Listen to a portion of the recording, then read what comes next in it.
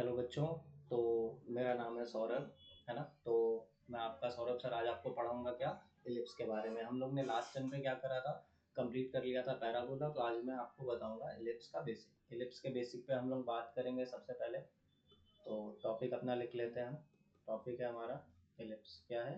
Ellipse. तो ellipse में हम लोग क्या देखेंगे, देखिएगा ध्यान से कि इलिप्स की डेफिनेशन क्या होती है। ठीक है, सबसे पहले तो डेफिनेशन के लिए हम क्या कर रहे हैं, मैंने क्या करा, एक पॉइंट ले लिया।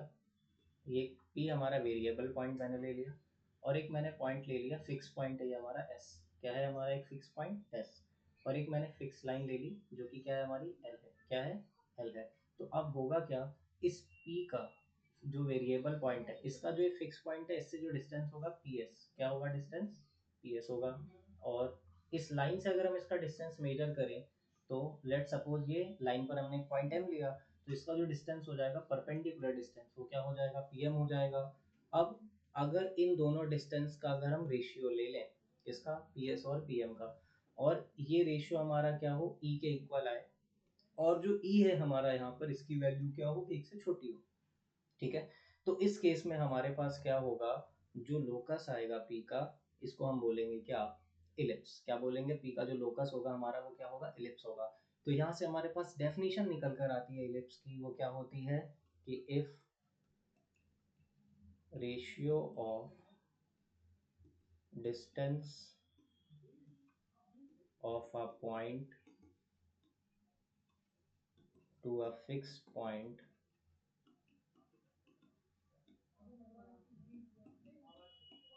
And a fix line and a fixed line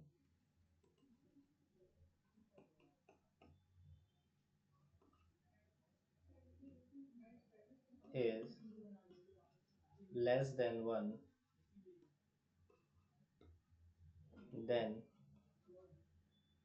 locus of point is an ellipse। तो लोकस ऑफ पॉइंट जो हमारे पास आएगा, वो क्या आएगा बच्चों, एलिप्स आ जाएगा। क्या आ जाएगा, एलिप्स आ जाएगा। तो डेफिनेशन क्लियर है यहाँ पर हमारे पास। डेफिनेशन क्या है कि एक वेरिएबल पॉइंट का एक फिक्स पॉइंट से जो हमारा क्या होगा, डिस्टेंस होगा। एक वेरिएबल पॉइंट का, ये वेरिएबल पॉइंट है हमारा, इसका एक फिक्स पॉइंट से जो डिस्टेंस होगा, और इसका एक क्या होगा, एक फिक्स लाइन से जो परपेंडिकुलर डिस्टेंस होगा ये हमारा, इसका जो रेशियो जब अपन लेंगे, वो क्या आ जाए हमारे पास, एक कांस्टेंट मतलब ई होगा जो लेस देन 1 होगा, उसके इक्वल आ जाए। तो उस केस में हमारे पास जो पी का लोकस होगा, वो हमारा क्या होगा, इलिप्स को रिप्रेजेंट करेगा। अब इसमें हम बात कर लेते हैं, ये वाला क्लियर है पॉइंट बच्चों, है ना। अब इसमें हम बात कर लेते हैं किसकी, जो नेक्स्ट हमारे पास कंडीशन है किसी भी 2 डिग्री इक्वेशन के लिए। किसके लिए, यानी 2 डिग्री इक्वेशन अगर इलिप्स को रिप्रेजेंट करेगी, तो उसके लिए हमारे पास क्या कंडीशन आएगी। तो सेकंड इसी में ही हम बात करेंगे किसकी, फॉर 2 डिग्री इक्वेशन रिप्रेजेंट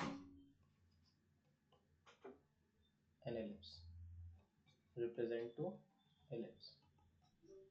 अगर एक 2 डिग्री इक्वेशन को किसको रिप्रेजेंट करना है, एलिप्स को रिप्रेजेंट करना है, तो उसकी कंडीशन क्या होती है।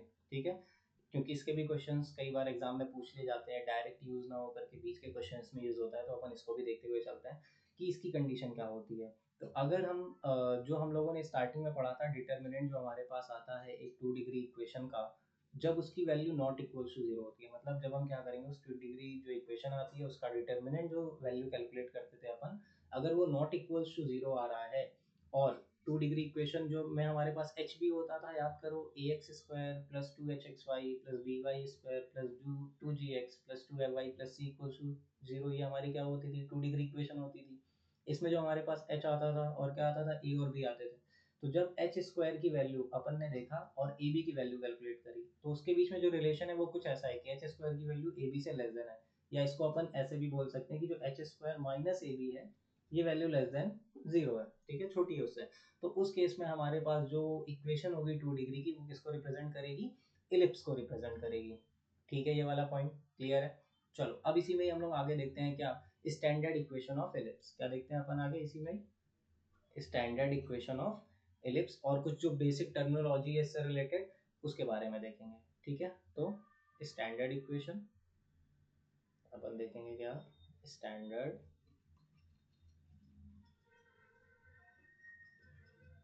इक्वेशन एंड रिलेटेड टर्म्स जो हैं और जो भी टर्मिनोलॉजी है हमारे पास, टर्मिनोलॉजी। ठीक है, रिलेटेड टर्मिनोलॉजी हमारे पास क्या क्या होती है, चलिए इसकी बात करते हैं। सबसे पहले हम देख लेते हैं कि हमारे पास स्टैंडर्ड इक्वेशन क्या होती है इलिप्स की। तो स्टैंडर्ड इक्वेशन ऑफ इलिप्स जो हमारे पास आता है वो आता है x square upon a square plus y square upon b square is equals to 1। ये हमें जो इक्वेशन स्टैंडर्ड इक्वेशन हम देखते हैं हमारे पास इलिप्स की, वो ये होती है क्या, x square upon a square plus y square upon b square is equals to 1। इस केस में मैं क्या कर रहा हूँ, मैं सबसे पहले लेकर चल रहा हूँ कि अगर a ग्रेटर देन b है, अगर a ग्रेटर देन क्या है, b है, उस केस में हम इसको ज्योमेट्रिकली कैसे रिप्रेजेंट करेंगे इस चीज को अपन देखते हैं। तो ज्योमेट्रिकली अपन इसको रिप्रेजेंट इस तरह से करेंगे। लेट सपोज ये क्या है, हमारी कोऑर्डिनेट एक्सिस है, ये एक हमारी क्या हो गई, एक्सिस हो गई, एक्स एक्सिस, ये हो गई हमारी वाई एक्सिस। तो यहाँ पर जब अपन इसको रिप्रेजेंट करेंगे तो रिप्रेजेंट करने पे क्या आएगा हमारे पास, रिप्रेजेंट करने पर हमारे पास आएगा कि भाई लेट सपोज ये हमारा क्या है, कुछ इलिप्स बनना है।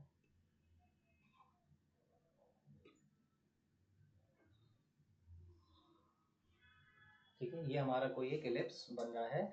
तो इस केस में हम बात करेंगे कि देखो भाई, ये हमारा जो इलिप्स है ए ग्रेटर देन बी है, तो ये कहाँ पर हमारा एक्सपेंड कहाँ कर रहा है, ये जो ज्यादा दिख रहा है आपको हॉरिजॉन्टली एक्सपेंड दिख रहा है। ठीक है, और अगर इसी में ही हमारे पास क्या होता, let suppose b greater than a होता, बी हमारा ए से ग्रेटर हो जाता, तो हमारे पास क्या होता, तो उस केस में हमारा जो इलिप्स है ये हॉरिजॉन्टली एक्सपेंड ना करके वर्टिकली एक्सपेंड करता। कैसे एक्सपेंड करता, वर्टिकली एक्सपेंड करता।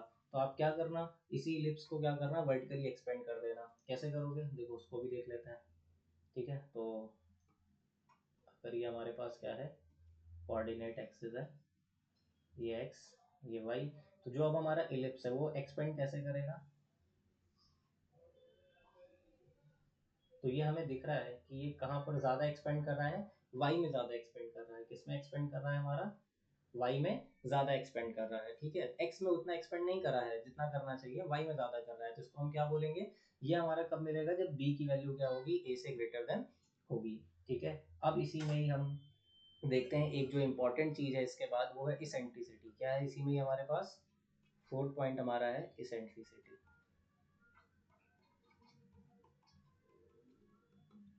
इसेंट्रिसिटी जो हमने स्टार्टिंग में देखा था कि रेशियो हमारा ई के इक्वल आता है, तो उस ई की वैल्यू हम लोग कैसे कैलकुलेट करते हैं इस पर थोड़ा सा ध्यान देते हैं।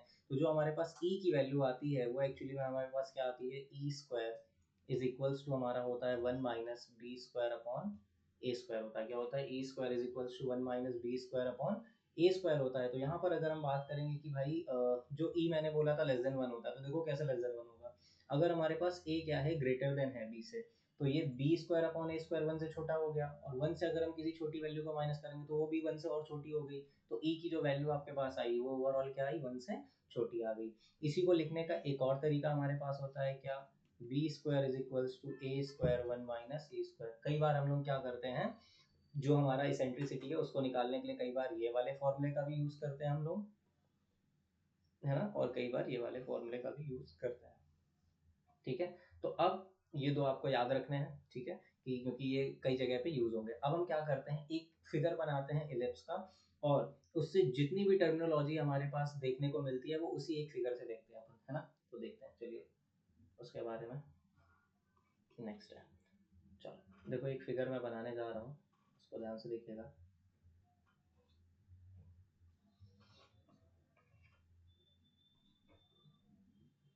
ये हमारी एक्स एक्सिस हो गई और ये वाई एक्सिस हो गई। इस पर अपन एक क्या करते हैं, इलिप्स बना लेते हैं।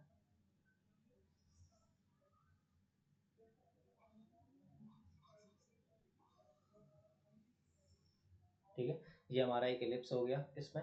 अब देखो, हमने बात करी थी एक स्टार्टिंग वाली डेफिनेशन, अगर एलिप्स की हम बात करें कि भाई एक पॉइंट का लोकस जिसकी एक फिक्स पॉइंट से जो डिस्टेंस है और एक फिक्स लाइन से जो डिस्टेंस है वो क्या होती है, सेम होती है। मतलब जो रेशियो होता है वो क्या होता है हमारा, लेस देन 1 होता है। ठीक है, तो अगर यहाँ पर हमारे पास जो इलिप्स है इसमें हमारे पास कितने फोकस देखने को मिलते हैं, 2 फोकस अपने को देखने को मिलते हैं। 2 फोकस क्यों, सिमेट्री की वजह से इसका 2 फोकस हमारे पास आते हैं। वो क्या आते हैं, लेट सपोज अगर एक को हम S1 बोल रहे हैं तो दूसरा हमारा क्या है, S2 है। और एक मैंने आपको बताया था कि एक फिक्स पॉइंट और एक फिक्स लाइन, तो S1 के करस्पॉन्डिंग जो हमारे पास फिक्स लाइन आती है, लेट सपोज अगर वो L1 है, क्या है वो लाइन हमारी L1 है। और S2 के करस्पॉन्डिंग जो हमारे पास फिक्स लाइन आ रही है, लेट सपोज वो क्या है, L2 है। ठीक है, तो अगर एक लाइन हो गई L1, दूसरी हो गई हमारी L2। अब अगर ध्यान से देखो, यहाँ पर जो हमारे पास यहाँ पर S1 S2 क्या हो गए, हमारे फोकस हो गए, और L1 L2 क्या हो गई हमारी उसकी डायरेक्ट्रिक्स। इसको क्या बोलते हैं हम लोग, जो लाइन हमारी पास आती है इसको हम लोग बोलते हैं डायरेक्ट्रिक्स। क्या बोलते हैं, डायरेक्ट्रिक्स। तो जो फिक्स लाइन हमारे पास होती है उसको बोलते हैं डायरेक्ट्रिक्स, और जो फिक्स पॉइंट होता है उसको क्या बोलते हैं, फोकस। तो यहाँ फोकस कितने हैं हमारे पास, 2 हैं, तो इसीलिए इसको क्या बोलेंगे, यहाँ पर हम लोग फोकाई बोलेंगे। क्या बोलेंगे, फोकाई। फोकाई हमारे पास क्या हो गए, हमारे 2 हो गए, एक S1 हो गया, दूसरा S2 हो गया। इसके कोऑर्डिनेट्स की अगर हम बात करें कि इसके कोऑर्डिनेट्स हमारे पास क्या आते हैं, तो भाई देखो ये कहाँ लाई कर रही है, एक्स एक्सिस पे है। एक्स एक्सिस पे 0 क्या होता है, y0 होता है ना। अब बात करते हैं x की, तो जो हमारे पास x आता है वो हमारे पास आता है a। क्या आता है, a। अब S1 के लिए क्या होगा, वो प्लस में है तो प्लस ही होगा। S2 के लिए क्या होगा, वो एक्स एक्सिस की निगेटिव डायरेक्शन में है ना, लेफ्ट में है तो माइनस ही होगा। ठीक है, इसी पे, क्योंकि अगर इसके कोऑर्डिनेट्स है तो ये जो लाइन है हमारी, लाइन की भी अपनी एक इक्वेशन होती है। तो लाइन को हम लोग क्या बोल रहे हैं, डायरेक्ट्रिक्स बोल रहे हैं। तो इसकी इक्वेशन हमारे पास क्या आ जाएगी, जो हमारे पास डायरेक्ट्रिक्स आ जाएंगी, डायरेक्ट्रिक्स हमारे पास क्या आ जाएगी, डायरेक्ट्रिक्स आ जाएगी x इज इक्वल्स टू क्या आ जाएगा, प्लस माइनस a बाय ई। बेटा देखो, ये ओरिजिन से ये डिस्टेंस हमारी अगर a ही है तो ये वैल्यू इससे ज्यादा होनी चाहिए, ये वाली a से। तो क्या होगा, e 1 से छोटा है, a में जब e से डिवाइड करोगे तो वैल्यू क्या आ जाएगी, a से भी बड़ी आ जाएगी। तो इसीलिए क्या होती है, ये वैल्यू हमारे पास आती है a बाय ई। ठीक है, तो ये हमारे पास किसकी बात हमें पता चल गई, डायरेक्ट्रिक्स के बारे में पता चल गया। अब इसी में ही हम देखेंगे किसके बारे में, फोकल एक्सेस और मेजर एक्सेस क्या होती है। तो भाई जो फोकस को ज्वाइन करने वाली लाइन होती है, लाइन सेगमेंट होता है फोकस को ज्वाइन करने वाला, उसको हम लोग क्या बोलते हैं, उसको हम लोग बोलते हैं मेजर एक्सेस और फोकल एक्सेस। तो इसी में हमारे पास 7 पॉइंट क्या आ जाएगा कि line joining the foci is called major axis और फोकल एक्सेस। क्या बोलते हैं अपन इसको, मेजर एक्सेस बोलते हैं और फोकल एक्सेस बोलते हैं। ठीक है, अब अगर हम बात करते हैं मेजर एक्सेस और फोकल एक्सेस तो हमें मिल गई। अब यहाँ पर बच्चों देखो, यहाँ पर जो हमारी ये मेजर एक्सेस है ये क्या कर रही है, 2 पॉइंट पर कट करके जा रही है इलिप्स को। तो लेट सपोज ये एक पॉइंट A2 है और ये पॉइंट हमारा क्या है, A1 है। तो ये हमारे क्या हो गए, एंड्स हो गए किसके, मेजर एक्सेस के। तो इसके कोऑर्डिनेट्स क्या हमारे पास आते हैं, तो इसको अपन कैसे लिखेंगे, एंड्स ऑफ मेजर एक्सेस जो हमारे पास आते हैं ये आ जाते हैं क्या, प्लस माइनस a कॉमा 0। तो इसकी डेफिनेशन आप कैसे लिखोगे भाई, एंड्स ऑफ मेजर एक्सेस कैसे निकालते हैं, तो ये एक्चुअली में पॉइंट ऑफ इंटरसेक्शन होता है किसका किसका, मेजर एक्सेस का और इलिप्स का। तो इलिप्स और मेजर एक्सेस जहाँ पर एक दूसरे को कट करते हैं उसको हम बोलते हैं एंड्स ऑफ मेजर एक्सेस। तो अब भैया यहाँ से हमारे पास एक पॉइंट आता है कि लेंथ ऑफ मेजर एक्सेस क्या होता है ना, क्वेश्चंस में कई बार पूछ देता है। तो लेंथ ऑफ मेजर एक्सेस कैसे हमारे पास आ जाएगा, लेंथ ऑफ मेजर एक्सेस हमारे पास आता है, लेंथ ऑफ मेजर एक्सेस आता है 2a। कितना आता है, 2a आता है। इसी में ही अगर हम बात करें कि भैया माइनर एक्सेस क्या होता है, तो अब इसी फिगर को ही देखते हैं थोड़ा सा, है ना, ऊपर आते हैं और देखते हैं इसको। देखिए थोड़ा ध्यान से, ये हमें दिख रहा है कि जो S1 S2 के बीच में एक ये लाइन जा रही है, ये एक्चुअली में क्या होती है, ये परपेंडिकुलर बाइसेक्टर होती है किसका, S1 S2 का। तो S1 S2 को ज्वाइन करने वाली लाइन का जो परपेंडिकुलर बाइसेक्टर होता है उसी को ही हम लोग क्या बोलते हैं, ये जो हमारे पास है ना S1 S2 का परपेंडिकुलर बाइसेक्टर जो है, तो इसी को ही हम क्या बोलेंगे, माइनर एक्सेस बोलेंगे। तो डेफिनेशन क्या हो गई माइनर एक्सेस की हमारे पास, कि नेक्स्ट पॉइंट जो भी है हमारा 7 या 8 नंबर है ना, तो इसको अपन देख लेते हैं, ये क्या हो जाएगा हमारा, परपेंडिकुलर बाइसेक्टर ऑफ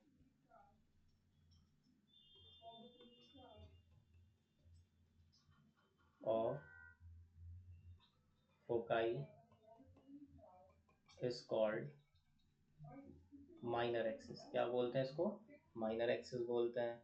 और अपने को दिख रहा है ये किन पॉइंट पर इंटरसेक्ट कर रही थी, तो ये दो पॉइंट पर इंटरसेक्ट कर रही है, अपने को दिख रहा है कि ये पॉइंट हमारा क्या हो जाएगा B1, ये पॉइंट हमारा क्या हो गया B2। तो B1 B2 के कोऑर्डिनेट्स क्या क्या हो जाते हैं हमारे पास, यहाँ पर आता है 0, B और ये हो जाता है 0, -B।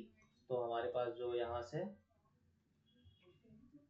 जो हमारे पास इसके कोऑर्डिनेट्स आ जाएंगे माइनर एक्सिस के, वो क्या आ जाएंगे 0, ±B आते हैं। तो लेंथ ऑफ माइनर एक्सिस हमारे पास कितना आ जाता है निकल के, लेंथ ऑफ माइनर एक्सिस हमारे पास आ जाता है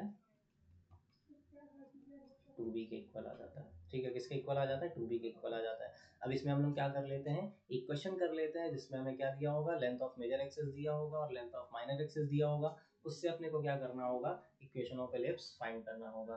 तो चलो एक क्वेश्चन ले लेते हैं इसी में, है ना। तो क्वेश्चन है अपना क्या, if length of major axis and minor axis are respectively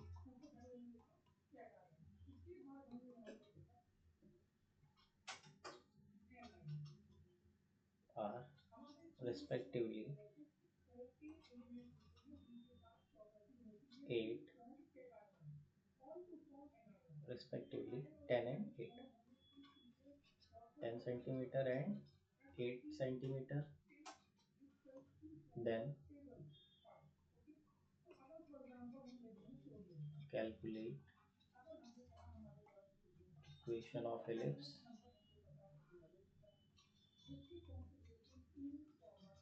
and equation of ellipse के साथ साथ अपने को क्या निकालना है, उसकी इसेंट्रिसिटी भी निकालनी है। क्या निकालनी है, इसेंट्रिसिटी। और भी बहुत सारी चीज़ें निकाल सकते हैं अपन, लेकिन अभी हम दो चीज़ों पे बात करेंगे, पहली इक्वेशन, दूसरी उसकी इसेंट्रिसिटी कैसे निकालेंगे। और यहाँ पर एक्चुअल में अगर आप एक चीज़ ये याद रखना, अभी अपन स्टैंडर्ड इलिप्स की बात कर रहे हैं, ठीक है, तो स्टैंडर्ड इलिप्स पे ही रहेंगे। तो यहाँ पर हमें क्या दिया है, लेंथ ऑफ मेजर एक्सिस दिया हुआ है। क्या दिया है, लेंथ ऑफ मेजर एक्सिस दिया है और माइनर एक्सिस दिया है। वो क्या है, मेजर 10 है और माइनर 8 है। कैसे पता चल रहा है, रिस्पेक्टिवली से पता चल रहा है। ठीक है, तो क्या क्या हो जाएगा मेरे पास, मेजर एक्सिस की लेंथ अपन क्या बोलते हैं 2a जो कि 10 हो गई, माइनर एक्सिस की क्या बोलते हैं 2b जो कि 8 हो गई। तो यहाँ से a की वैल्यू क्या आ जाएगी अपने पास 5 सेंटीमीटर, है ना। यहाँ से b की वैल्यू क्या आ जाएगी अपने पास 4 सेंटीमीटर आ जाएगी। अब अपने को स्टैंडर्ड इक्वेशन पता है, हम लोग ने क्या करा था, लिखा था इक्वेशन ऑफ फिलिप्स क्या होता है अपना, standard equation, equation of ellipse अपने पास आ जाता है x² upon a² plus y² upon b² is equals to 1। तो a की जगह पे क्या करो भाई, वैल्यू पुट कर दो उसकी, क्या है 5 है, तो x² 5 का स्क्वायर 25, b की जगह पे पुट करो 4, 4 का स्क्वायर 16, तो ये किसके इक्वल आ जाएगा 1 के इक्वल आ जाएगा। ठीक है, तो यहाँ से अपने पास a² हो गया 25, b² हो गया 16 हो गया। ठीक है, अब ये तो आ गई अपने पास एक काम तो अपना हो गया कि इक्वेशन ऑफ एलिप्स पता चल गया अपने को। ठीक है, अब इसी में हम बात करेंगे नेक्स्ट इसेंट्रिसिटी की। किसकी बात करेंगे, इसेंट्रिसिटी। इसेंट्रिसिटी अपने को पता है क्या होती है, a² is equals to 1 - b² upon a²। तो ये हम यहाँ पर ये यूज़ करेंगे क्योंकि a बड़ा है अपना, है ना। तो यहाँ पर हम ये वैल्यू पुट करेंगे b की 16/25। जब आप इसको सॉल्व करोगे तो ये आ जाएगा 9/25। किसकी वैल्यू आ गई, e² की वैल्यू आ गई। अब अगर e² हमारा क्या है 9/25 है, तो e क्या आ जाएगा हमारे पास 3/5। क्या आ जाएगा 3/5 आ जाएगा। ठीक है, और e हमारा क्या होता है, पॉजिटिव होता है, डिस्टेंस का रेशियो निगेटिव तो हो नहीं सकता, इसलिए e हम पॉजिटिव वाला लेंगे, निगेटिव वाला नहीं लेंगे। तो ये हमारे पास क्या आ गई, सेंट्रिसिटी आ गई। तो बच्चों ये क्वेश्चन हमारा हो गया।